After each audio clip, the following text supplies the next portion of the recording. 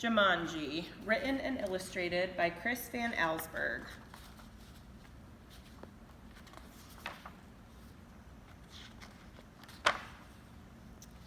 Now remember, Mother said, your father and I are bringing some guests by after the opera, so please keep the house neat.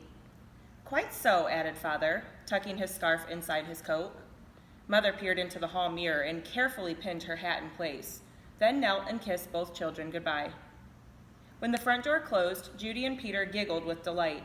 They took all the toys out of their toy chest and made a terrible mess, but their laughter slowly turned to silence till finally Peter slouched into a chair. You know what, he said, I'm really bored. Me too, sighed Judy. Why don't we go outside and play? Peter agreed, so they set off across the street to the park. It was cold for November.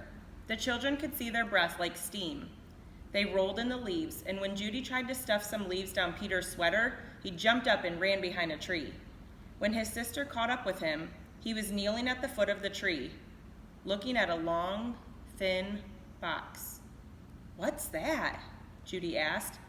It's a game, said Peter, handing her the box. Jumanji, Judy read from the box. A jungle adventure game. Look, said Peter, pointing to a note taped to the bottom of the box.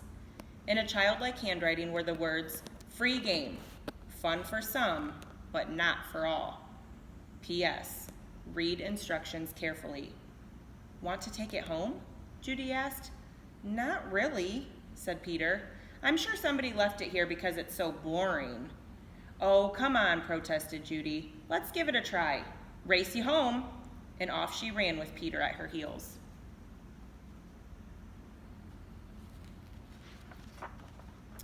At home, the children spread the game out on a card table.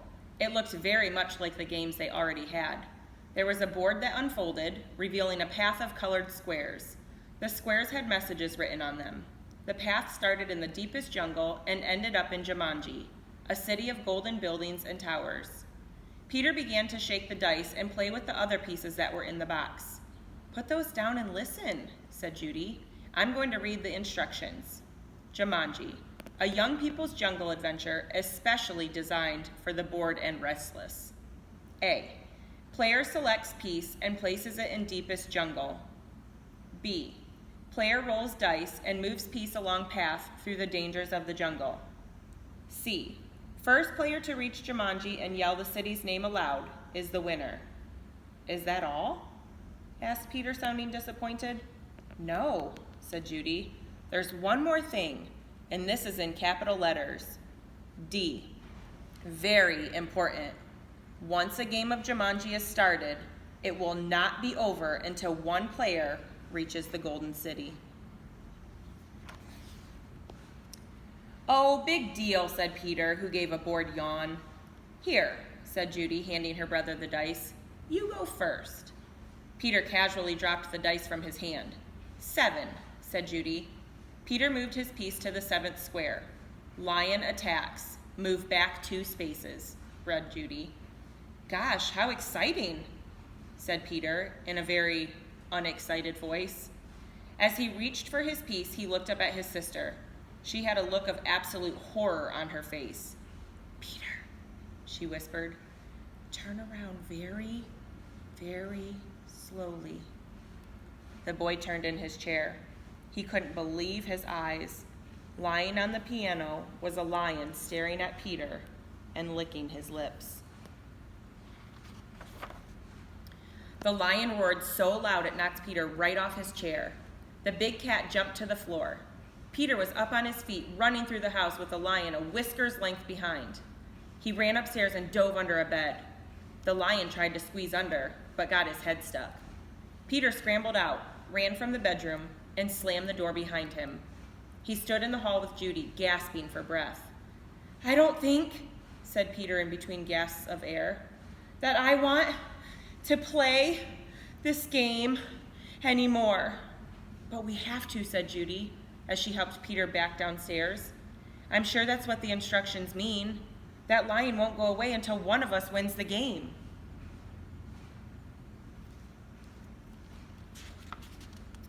Peter stood next to the card table. Can't we just call the zoo and have him taken away? From upstairs came the sounds of growling and clawing at the bedroom door. Or maybe we could wait till Father comes home. No one would come from the zoo because they wouldn't believe us, said Judy. And you know how upset Mother would be if there was a lion in the bedroom? We started this game, and now we have to finish it. Peter looked down at the game board. What if Julie rolled a 7? Then there'd be 2 lions. For an instant, Peter thought he was going to cry. Then he sat firmly in his chair and said, let's play. Judy picked up the dice, rolled an 8, and moved her piece. Monkeys steal food. Miss 1 turn, she read. From the kitchen came the sounds of banging pots and falling jars. The children ran in to see a dozen monkeys tearing the room apart.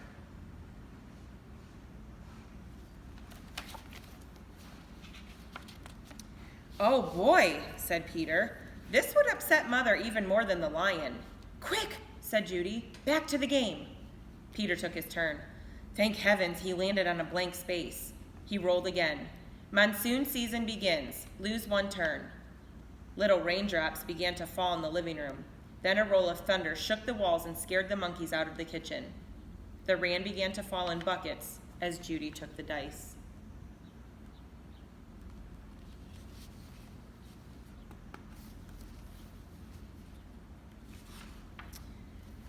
Guide gets lost. Lose 1 turn. The rain suddenly stopped. The children turned to see a man hunched over a map. Oh dear, I say. Spot of bad luck now, he mumbled. Perhaps a left turn here, then no. A right turn here. Yes, absolutely, I think. A right turn. Or maybe... Excuse me, said Judy, but the guide just ignored her. Around here, then over... No. Over here, and around this. Yes, good. But then... Judy shrugged her shoulders and handed the dice to Peter.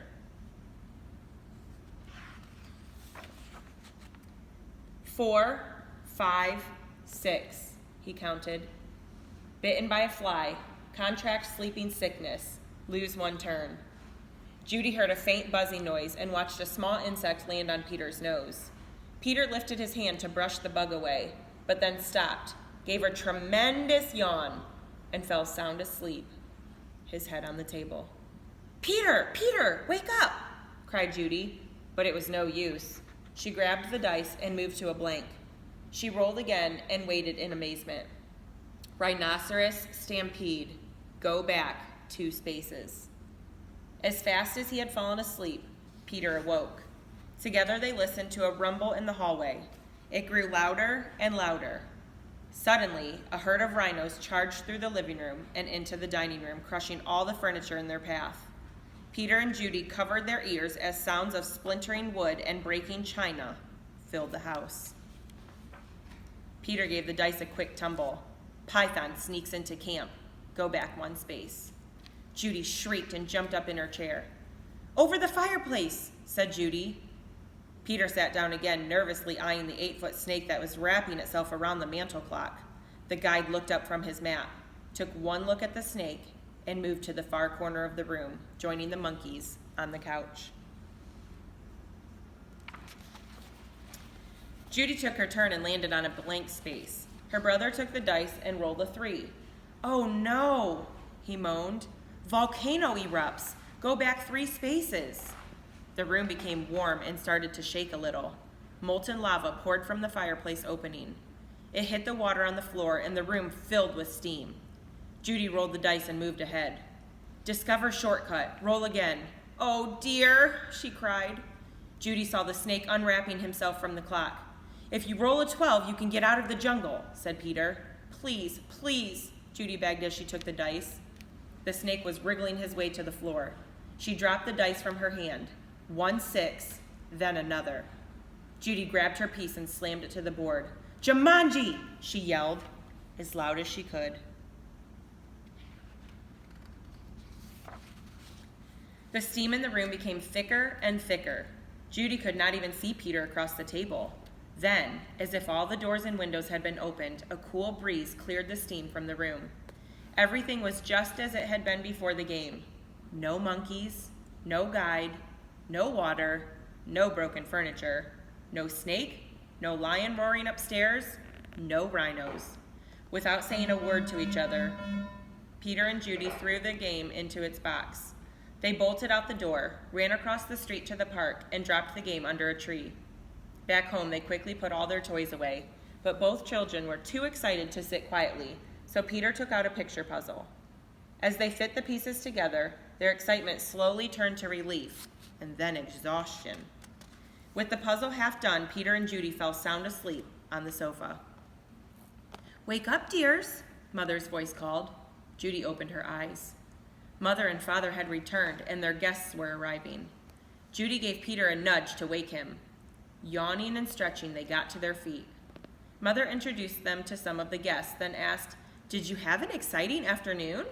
"Oh, yes," said Peter. "We had a flood, a stampede, a volcano.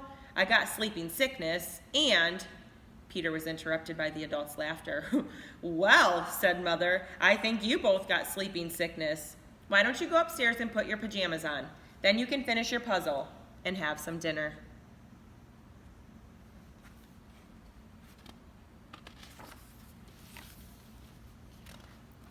When Peter and Judy came back downstairs, they found that Father had moved the puzzle into the den. While the children were working on it, one of the guests, Mrs. Budwing, brought them a tray of food. "Such a hard puzzle," she said to the children. Daniel and Walter always starting puzzles and never finishing them. Daniel and Walter were Mrs. Budwing's sons. They never read instructions either. "Oh well," said Mrs. Budwing, turning to rejoin the guests. "I guess they'll learn." Both children answered, "I hope so," but they weren't looking at Mrs. Budwing. They were looking out the window. Two boys were running through the park. They were Danny and Walter Budwing, and Danny had a long, thin box under his arm.